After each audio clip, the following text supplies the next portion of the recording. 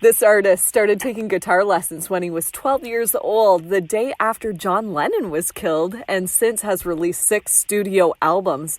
Christian Parker joins me today. Christian, how are you? I'm doing well. So was John Lennon your influence to pick up a guitar in the first place? You know, honestly, I think that I really just learned about him at that time. I mean, I knew who the Beatles were, but, you know, I didn't know which Beatle was John Lennon until that very day. So, you know, I was kind of listening to the Rolling Stones more in those days. You know, in 1980, I was 12 years old. So, you know, I was pretty much just discovering new music.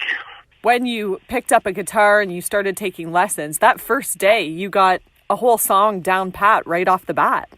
I think I learned quite a bit of it. I mean, you know, I learned Rocky Raccoon. My older brother, who's 8 years older than me, he had a guitar, and he had a songbook by the Beatles, and I think I took the ripped up pages in with me and wanted to learn a song because of what was going on at that time.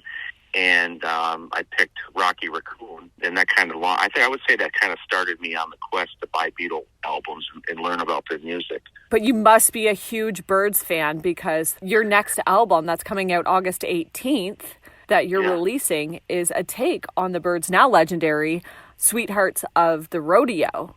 So yours is called Sweethearts. And so where did you record this at? The album was recorded in Syracuse, New York at Subcat Studios. Okay, and you're from upper state New York, right? I'm from upstate New York, yeah.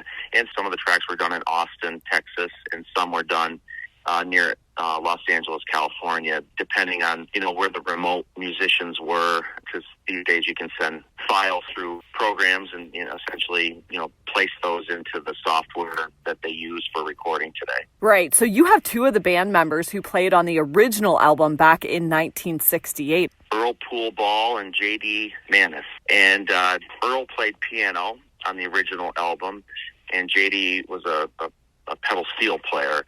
And he played on tracks on the album, and Earl played on, I'd say, the majority of the album, and he also co-produced it with me, put it together, and I guess led me down the path to know what the music was supposed to be like and the feel of it, and just, you know, he's got a lot of wisdom. He played with Johnny Cash for 20 years, and he's got a whole host of people and experiences that are under his belt, and I definitely appreciated working with him. So, how did you get put together with these guys? How did you meet up with them? Well, I met Earl through a friend I grew up with. I grew up in a town called Canton, New York. It's right along the Canadian border, and there's a town nearby us called Potsdam, New York.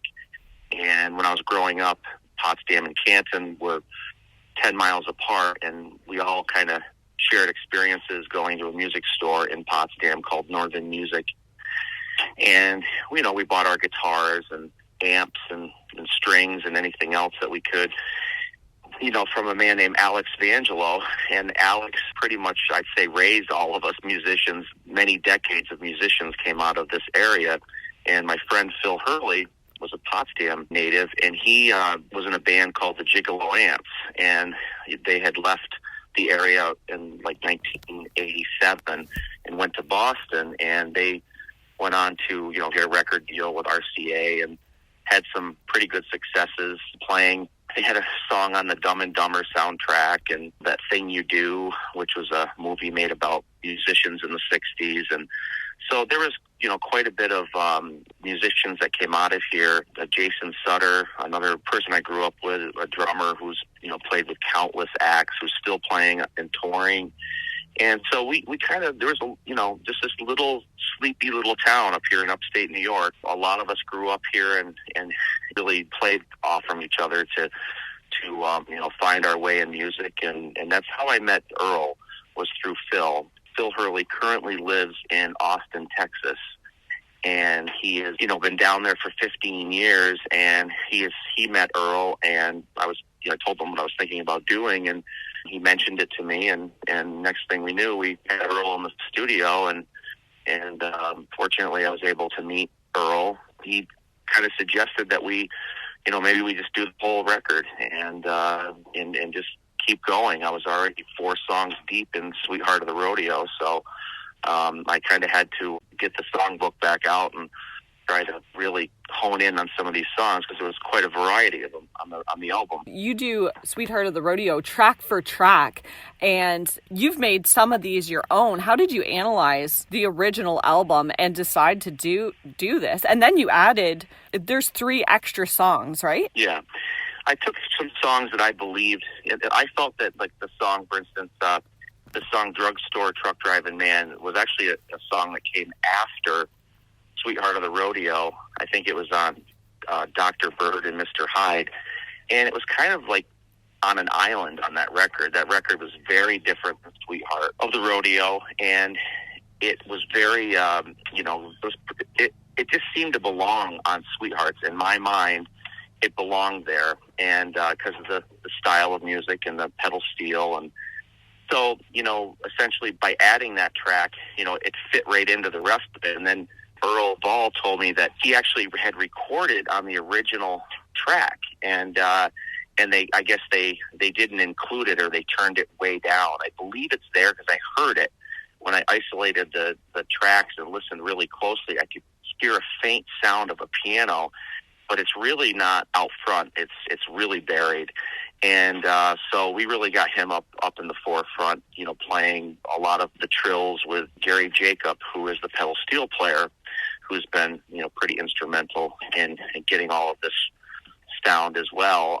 And Gary Jacob was actually the gentleman that said that he knew JayDee, and he's known him for over 30 years. So he called JayDee and asked him if he would mind playing a couple songs, and JayDee was more than happy to. So, there we have it. We had, two of the original members contributing, and it was pretty special for all of us involved, for sure.